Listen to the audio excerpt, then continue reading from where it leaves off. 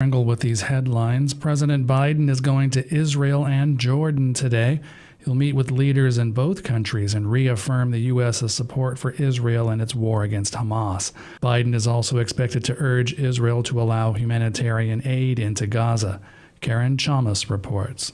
The US has been working to break a deadlock over delivering aid to millions of desperate Palestinians stuck inside the besieged Gaza Strip. As the bombs fall on Gaza, politicians are scrambling to find a way to get aid into the embattled enclave. President Joe Biden is expected to visit Israel on Wednesday. On his second visit to Israel in a week, Secretary of State Antony Blinken said that the US and Israel had agreed to develop a plan that will enable humanitarian aid from donor nations and multilateral organizations to reach civilians in Gaza, and them alone, including the possibility of creating areas to help keep civilians out of harm's way. Biden's visit is planned to signal White House support for Israel, yet Biden will also travel to Jordan to meet with Arab leaders as fears of a wider regional conflict grow. I'm Karen Shamas.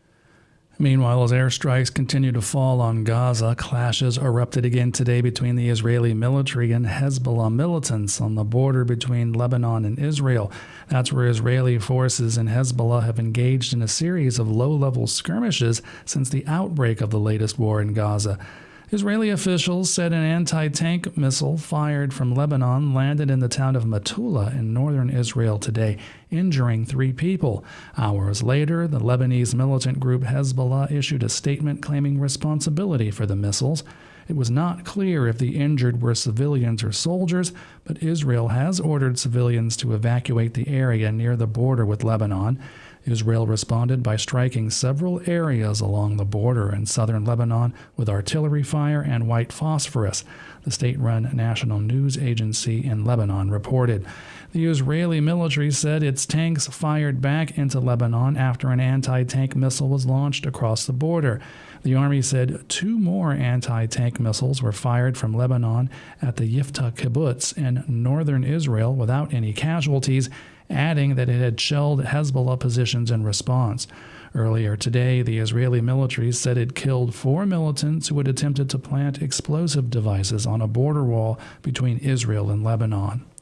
Police in Belgium have shot dead a suspected Tunisian Islamist extremist accused of killing 2 Swedish soccer fans in Brussels for a Sweden-Belgium football match. Jennifer King reports. Police in Belgium have killed a man suspected of being an extremist who opened fire on soccer fans in Brussels. Belgian officials say a man sought in a Brussels shooting that killed 2 Swedish soccer fans and severely wounded another was shot dead by police as they tried to arrest him in a neighborhood not far from Monday's incident. The gun he used has been recovered. Belgium's Prime Minister Alexander De Croo said he's extended condolences to the family through Sweden's Prime Minister. 3 people left for what was supposed to be a wonderful soccer party. 2 of them lost their lives in a brutal terrorist attack. Federal officials say the man is a 45-year-old Tunisian who was due for a hearing after he threatened a person in an asylum center. He posted a video laying claim to killing 3 Swedish people and said the Quran is a red line for which he was ready to sacrifice himself. The Belgian-Sweden soccer match was suspended at halftime Monday, and fans kept inside the national stadium broke into song, singing all together in support of Swedish citizens. Caroline Locks spoke with reporters when they were released hours later. I think everyone was quite scared. I'm Jennifer King. The House of Representatives will vote today on Ohio Republican Congressman Jim Jordan's nomination for Speaker of the House. It's unclear whether the firebrand Trump supporter has the votes he needs to secure the Speaker's gavel. Catherine Carley reports.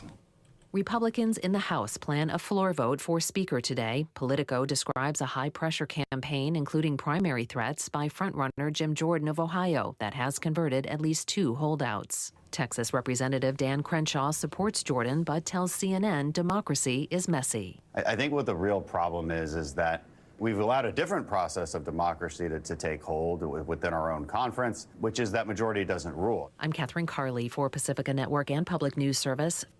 And those are some of the headlines. I'm Max Pringle.